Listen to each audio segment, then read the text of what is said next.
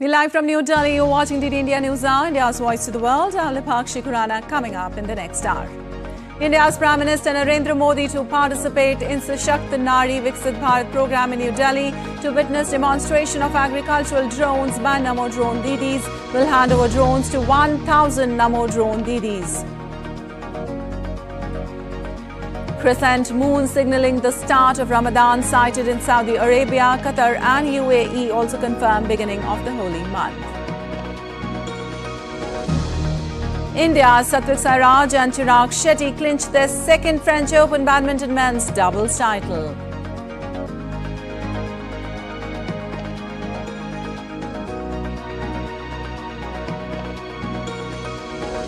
And Oppenheimer dominates Oscars, bags Oscars in Best Film, Actor, Director and Supporting Actor categories. Emma Stone prevents a sweep, wins Best Actress Award for Poor Things.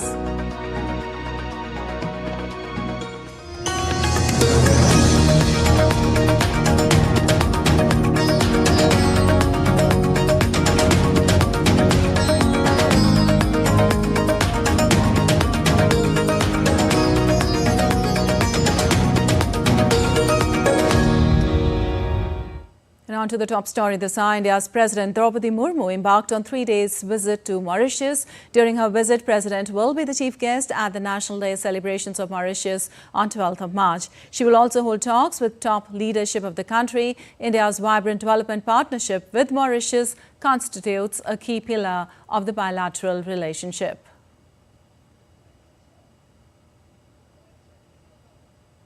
India enjoys close and long-standing relations with Mauritius.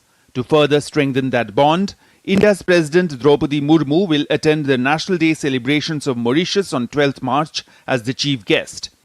A contingent of the Indian Navy will take part in the celebrations along with 2 ships of the Indian Navy's 1st Training Squadron, INS Tir and CGS Sarthi. During her visit to Mauritius from 11th to 13th March, President will hold bilateral meetings with President of Mauritius, Prithviraj Singh Rupun, and Prime Minister Pravin Kumar Jugnauth. In addition, President Murmu will meet the Speaker of the Mauritius National Assembly, the Chief Justice of the Mauritian Supreme Court, and important Mauritian leaders. President Murmu and Prime Minister Jugnauth will jointly inaugurate 14 India-assisted projects.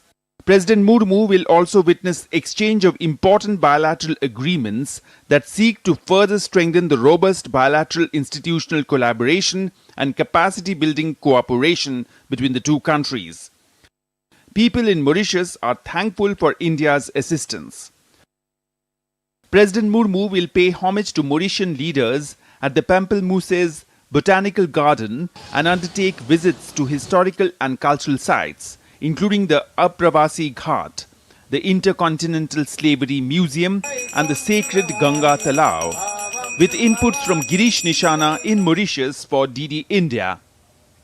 And with an aim to boost socio-economic growth, enhance job opportunities and promote trade and commerce, Indian Prime Minister Narendra Modi is to visit Haryana today. The Prime Minister will inaugurate and lay foundation stone of 112 national highway projects spread across the country worth about 1 lakh crore rupees. Prime Minister Modi will also inaugurate the Haryana section of the landmark Dwarka Expressway. 39 other projects worth 32,700 crore rupees in different states across the country are also to be inaugurated. These projects will significantly contribute towards the growth of the national highway network.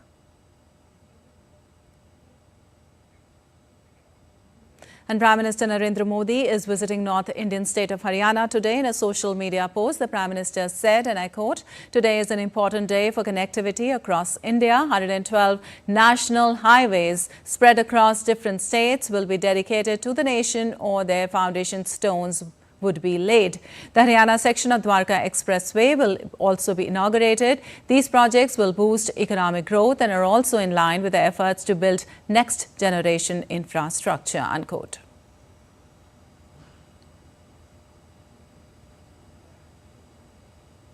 Also, Indian Prime Minister Narendra Modi will participate in Sashakt Nari Viksit Bharat program and witness agricultural drone demonstrations conducted by Namo Drone Didis at Indian Agricultural Research Institute, New Delhi on Monday. Namo Drone Didis from 11 different locations nationwide will also participate in the drone demonstration simultaneously. During the program, Prime Minister will also hand over drones to 1,000 Namo Drone Didis. Prime Minister will felicitate Lakhpati Didis who have achieved success with the support of Deen Dayal Antyodaya Yojana, National Rural Livelihoods Mission, and are supporting and motivating other self-help group members for their upliftment.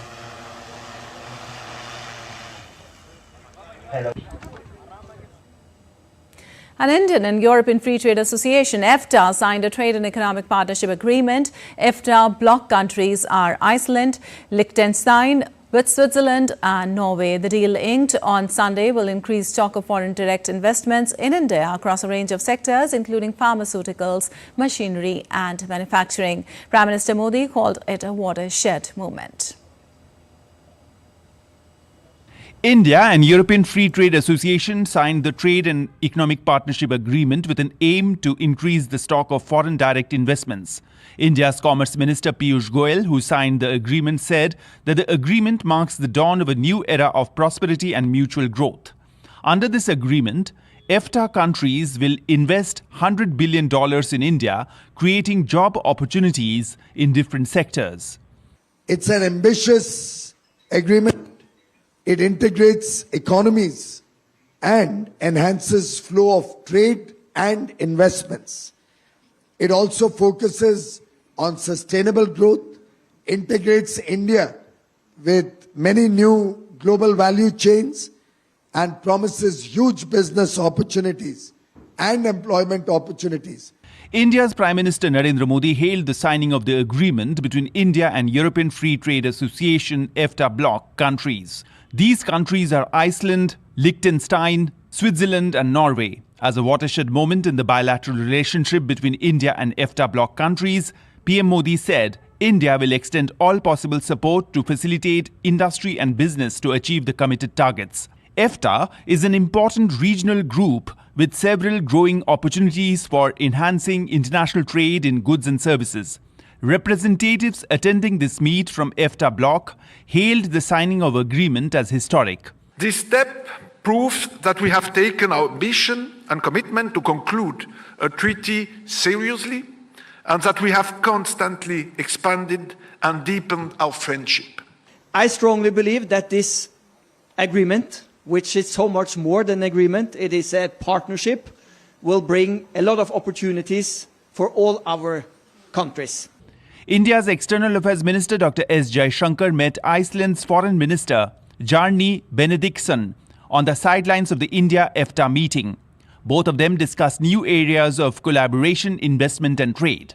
EFTA has 29 free trade agreements with 40 partner countries, including Canada, China, Mexico and Korea. With inputs from Jessica Taneja, Shagnik Chakraborty, DD India.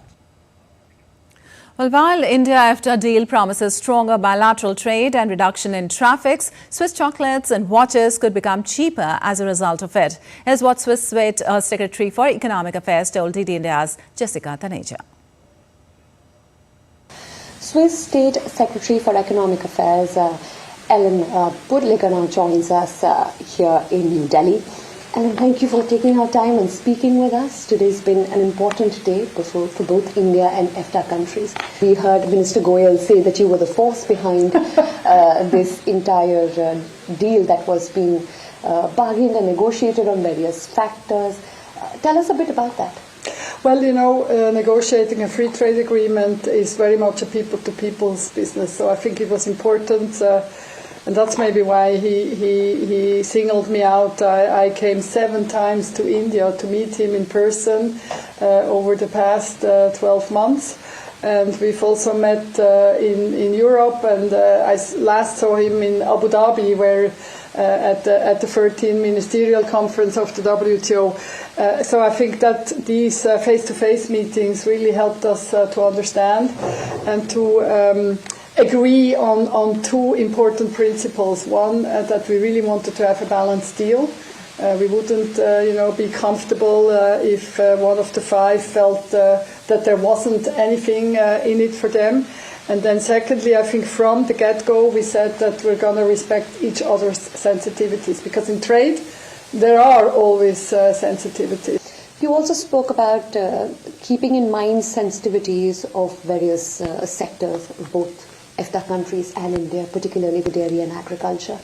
And that has generated a lot of interest, especially when we talk about Swiss chocolates, cheese and watches. A lot of our viewers would want to know what about that? It's a yes and no answer, because my very first time, when I visited here in India, I met Minister Goyal, and he told me dairy is off the table. So no good news on cheese. He has to really look after smallholder farmers, often also women who have too free cattle. So how can I push a tariff reduction on something like that? What about chocolates and watches then? So that's the yes. That's the yes answer. So we've managed to convince the Indian team to reduce tariff both on watches and high-end luxury chocolate. So there should be good news. And if not, then somewhere the middleman or the middlewoman is asking for more profit margin. So there should be good news eventually once it's ratified and these tariff reductions kick in.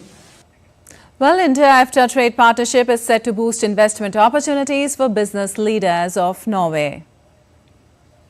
In a historic first, India and EFTA nations signed a free trade agreement that will look at $100 billion worth investment in the next 15 years, aiming to create over 1 million jobs. We have with us business leaders from Norway who've flown down to India.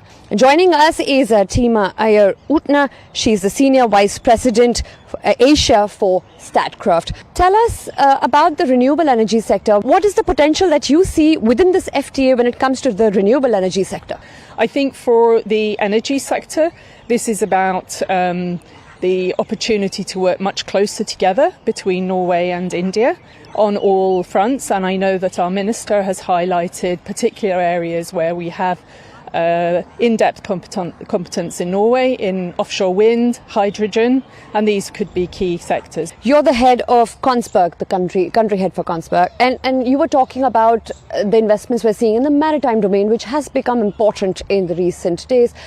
Tell us about the key areas of focus in that domain. We provide technology to drive sustainability within the maritime sector, and we have a strong maritime cluster in Norway that I see could benefit from this framework, and to have more predictability in business and have more competitiveness into the Indian market. So I think also the Amrit Call Maritime Vision 2047 that Modi launched in October, I think that also will give a lot of opportunities for the maritime sector. We have Deepak Swai, he's the chairman of the Norwegian Business Association in India also. We were talking about the importance of technological innovation and exchanges. We heard from the ministers as well, the trade minister from Norway also mentioned. Tell us the key focus at this point when it comes to tech. So Norway is one of the leading technology focused country in the world. So the idea is to bring those technologies to India and then contribute for both manufacturing and services sector in India, creating opportunity for job as well as economic growth. So that's the ambition from this particular deal. I represent Kongsberg Digital as a company which primarily focus on building technological solutions towards energy and maritime sector. So, what we're trying to do through our technology, we're trying to build a smarter, safer and greener world. India could be a silver lining in the future with an economy that, as you heard, set to grow at 8% with a reasonable economic output. Well, the future in the next 15 years, we'd see what kind of investments come in, particularly in the sectors of pharma and machinery. For now, this is Jessica Taneja for DD India, New Delhi. And Mahindra Group Chairman Anand Mahindra addressed the 4th Atal Bihari Vajpayee Memorial Lecture in New Delhi on Sunday evening. Delivering the lecture, Anand Mahindra talked about the goal of earning international respect, and business and commerce can play an important role in achieving this aspiration of India. He also spoke of obtaining a seat in the global high table, which is a priority of the government, thereby indicating India's goal of a permanent seat in the UN Security Council. The goal of achieving international respect also resonates today, because obtaining a seat at the global high table for India is a major priority for the Prime Minister and the Ministry of External Affairs as well. And if that is correct, then I think that gives me a very powerful cue to embark on the theme of my address this evening, which is that business and commerce can make a vital contribution towards our aspiration of earning international respect. And now let's take a look at other stories making news today. Union Minister Anurag Singh Thakur participated in the biggest medical camp of Himachal Pradesh till date in Dehra on completion of 10 lakh beneficiaries of MP Mobile Health Service, in which 5,312 people availed free health services. The historic old fort in Delhi was filled with artistic energy as it hosted the Viksit Bharat Ambassadors Artist Workshop. The theme of the day-long workshop was Viksit Bharat by 2047. Over 15,000 artists participated from across the country. The artists showcased their creative visualizations of a developed India. Arogya doctors on wheels bring medical care to doorstep in the remote Udhampur village of India's Jammu and Kashmir. The approach helps address the healthcare needs of communities that may otherwise have limited access to medical services. Humanity Social Foundation organizes a rally in which women bullet riders took part dressed in traditional Maharashtrian attire and showed stunts in India's Nagpur. The event showcased women's skills and cultural heritage through bullet riding and traditional attire, promoting gender equality.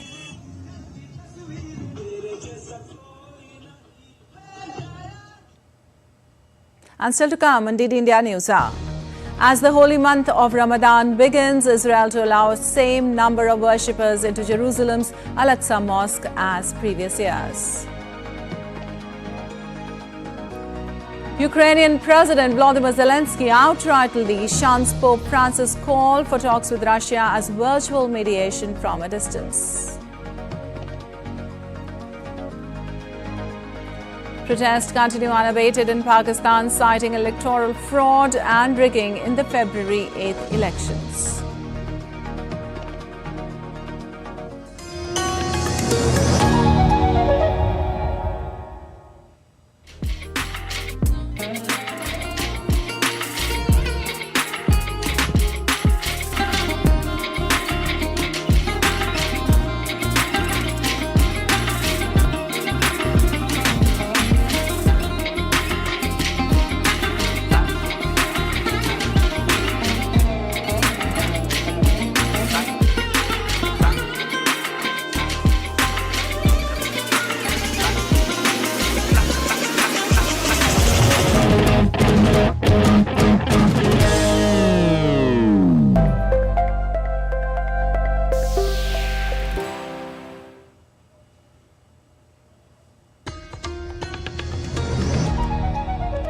Welcome back. You're watching DD India News. I'm Lipakshi Khuranan. Moving on, the crescent moon signaling the start of Ramadan was sighted in Saudi Arabia on Sunday, prompting a Monday start to the holy month for much of the Middle East. Qatar and the UAE have also confirmed that they will begin observing Ramadan from March 11th as one of Islam's holiest months. Ramadan is a time for Muslims to practice fasting, prayer and charity. It is a period of spiritual reflection and self-discipline. Well, as the month of Ramadan is set to begin, United Nations Secretary General Antonio Guterres sent his Ramadan message on the eve of Muslim Holy Fasting Month. The UN chief called the month of Ramadan a beacon of hope and a reminder of humanity. Ramadan embodies the values of peace, resilience and generosity. It is a period of reflection and prayer, an opportunity to come together and uplift each other. Sadly, Many will mark these months while facing conflict, displacement, and fear. In these trying times, the spirit of Ramadan is a beacon of hope, a reminder of our shared humanity. Let us all be inspired to heal divisions, to support those in need, and to work as one for the safety and dignity of every member of the human family. May these holy months bring peace and guide us towards a more just and compassionate world. All right, efforts to get aid into Gaza by sea is moving ahead. A U.S. Army vessel is en route to the coast of Gaza laden with materials for the construction of a temporary pier, according to the U.S. military. DD India's correspondent Jagrati Dave explains it's part of the Biden administration's plan to use sea routes to deliver humanitarian aid to Gaza. The Biden administration is facing a huge amount of pressure to help facilitate the delivery of aid to Gaza. The United Nations is warning that the people there are facing a famine. And so they've come up with a plan to construct a temporary pier on the coast of Gaza in order to help the transportation of aid to the enclave via sea routes. On Sunday, US Central Command posted a series of pictures of the ship carrying equipment to Gaza. Central Command posted on the social media site X. It said that the ship called the General Frank S. Besson had departed for the Eastern Mediterranean from the US state of Virginia on Saturday. It said that Besson is a logistics support vessel and is carrying the first equipment to establish a temporary pier to deliver vital humanitarian supplies. The Pentagon said 1,000 US personnel would be involved in building the pier, which would take weeks to complete. But aid groups have warned that have criticised this project, warning that the people of Gaza can't wait that long. Jagrati Dave in Washington, reporting for DD India. Meanwhile, the United States and Jordan carried out airdrops of humanitarian aid to Gaza on Sunday, parachuting in more than 11,500 meals. The U.S. military's Central Command said that the latest airdrop took place over northern Gaza and included rice, flour, pasta and canned food.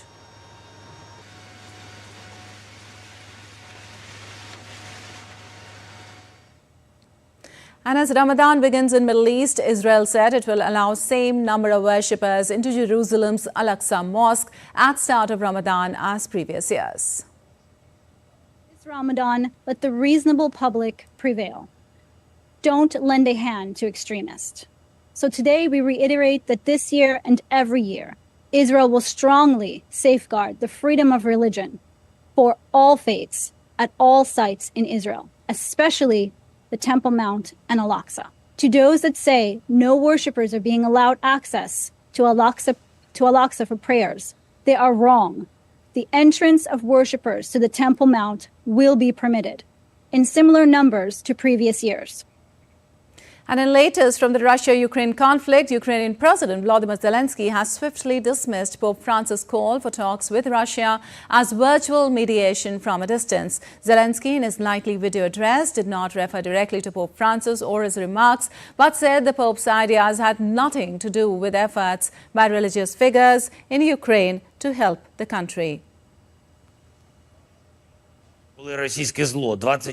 I thank every Ukrainian chaplain who is with the army, in the defense forces, on the front line, defending life and humanity. They support us with prayer, with talk and with deeds.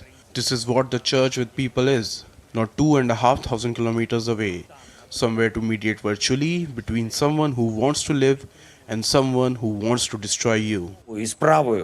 And moving on, residents in Russian-controlled Donetsk People's Republic are taking part in the early voting in presidential election. It is the first time that the separatist territory will be choosing a president of the Russian Federation. With only 4 candidates on the ballot, President Vladimir Putin is expected to secure another 6-year term. Dasha Chernyshyova is in Moscow with more.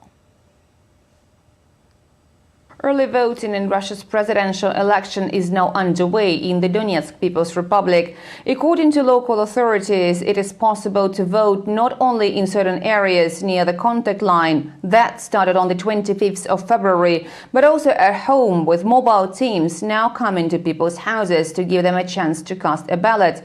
Starting the 15th of March, the region will open regular polling stations. In the Kherson region, voting is taking place both with mobile mobile teams and at polling stations.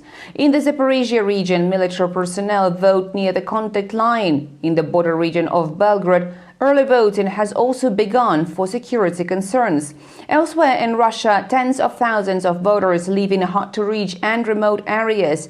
That's why early voting is needed to give election organizers time to reach those remote villages and islands. Russians living outside the country will also have a chance to cast a ballot. Voting was arranged in 51 countries. Pollsters forecast turnout in this year's presidential election to be around 80%. Dasha Chirnshova in Moscow, reporting for DD India. And as U.S. gears up for the presidential election on 5th of November, President Joe Biden is accelerating his campaign in full swing. President Biden's re-election campaign raised $10 million in the 24 hours following his State of the Union address, where he accused Donald Trump of threatening democracy and damaging a bill to tackle U.S. immigration woes. The fundraising haul is notable. Biden and allies raised over $42 million in the entire month of January. They also announced $30 million in blitz targeting key battleground states over the next 6 weeks. And Portugal's centre-right Democratic Alliance won Sunday's general election. Its leader, Luis Montenegro, said, though it was unclear if he could govern without the support from far-right Chega, with whom he again refused to negotiate. Chega's parliamentary representation more than quadrupled to at least 48 lawmakers in the 230-seat legislature, giving the combined right a majority.